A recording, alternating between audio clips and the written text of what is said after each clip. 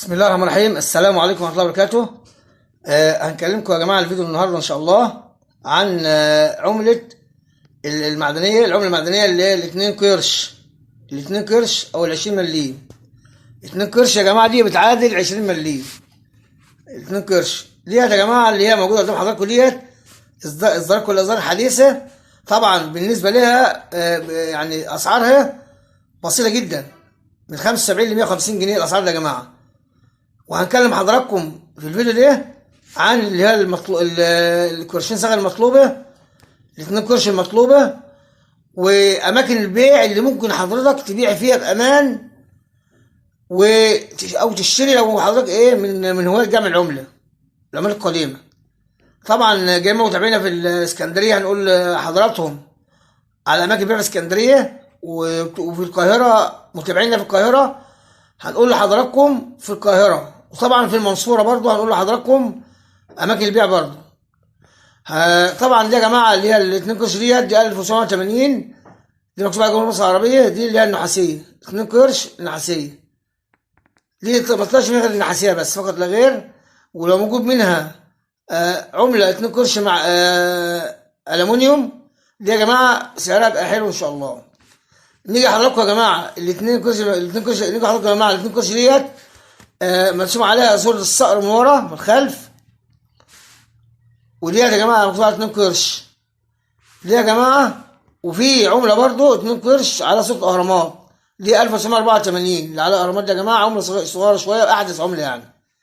فنيجي لحضراتكم نقول لحضراتكم اللي هي ال 2 قرش المطلوبة اللي هي 1991 1990 يا جماعة ال 2 قرش المطلوبة. وفي لو في 2 قرش عليها السلطنة ديت صورة الملك أو السلطان دي يا جماعة بيوصل سعرها برضو عالي من 1000 ل 5000 جنيه. لو عليها صورة السلطنة صورة السلطان بيوصل من 1000 ل 5000 جنيه. وطبعا زي ما قلت لحضراتكم الاتنين قرش 1790 يا جماعة ديت سعرها بيبدأ من 500 جنيه ل 1500 جنيه اللي هي 1790 يا جماعة 2 قرش. وسبب ندرة غلاء العملة يا جماعة إن اللي ما يكونش موجود منها كميات كبيرة جدا فدي بتبقى شحيحة فسعرها بيعلى زي ما قلت لحضراتكم كده. إنما العملات اللي هي متوفرة زي دي كده يا جماعة دي موجودة بكميات كبيرة مع الناس كلها، دي بتبدأ سعرها بسيط جدا، يعني ممكن من 3 ل 10 جنيه و75. وفي حالة الأنصر بيكون تماما بتوصل 75 جنيه ل 100 جنيه في حالة الأنصر تماما يعني يا جماعة. طبعا يا جماعة مع حضراتكم العملات ديت برضو موجودة.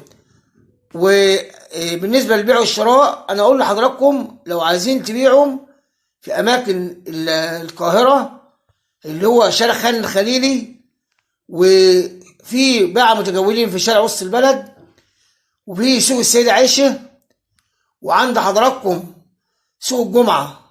طبعا دي مناطق كلها موجودة في القاهرة. وفي أماكن تانية برضه أقول لحضراتكم في الفيديو اللي جاي برضه أماكن جديدة هكشفها لحضراتكم وأقول لحضراتكم عليها. وهسيب لحضراتكم رقم موبايل لأحد التجار المحترمين اللي ممكن تتعامل معاه بأمان. تبعت له على الواتس صورة العملة اللي عندك اللي هي المهمة، مش العملة العادية. العملة العادية ما تساويش شيء، هو هيقول لحضراتكم العملة دي تساوي قد إيه. راجل أمين ومحترم. هقول لحضراتكم رقم الموبايل ده يا جماعة هسيبه لكم في أول تعليق في الفيديو من تحت. وطبعا يا جماعة زي ما قلنا لحضراتكم أماكن بيع العملات اللي هنقول لحضراتكم في القاهرة. نيجي بقى يا جماعة في الإسكندرية. الجماعة المتابعين بتوعنا في الإسكندرية لو عنده عملات عايز يبيع أو يشتري، طبعا بالنسبة يا جماعة اللي هي أماكن بيع العملات في اسكندرية شارع خالد بن الوليد، منطقة ميامي شرق اسكندرية، وفي شارع السيوف ومنطقة الإبراهيمية ومحطة الرمل ومنطقة العطارين ومحطة مصر وسوق الجمعة، وفي منطقة بحري، وفي على الكورنيش.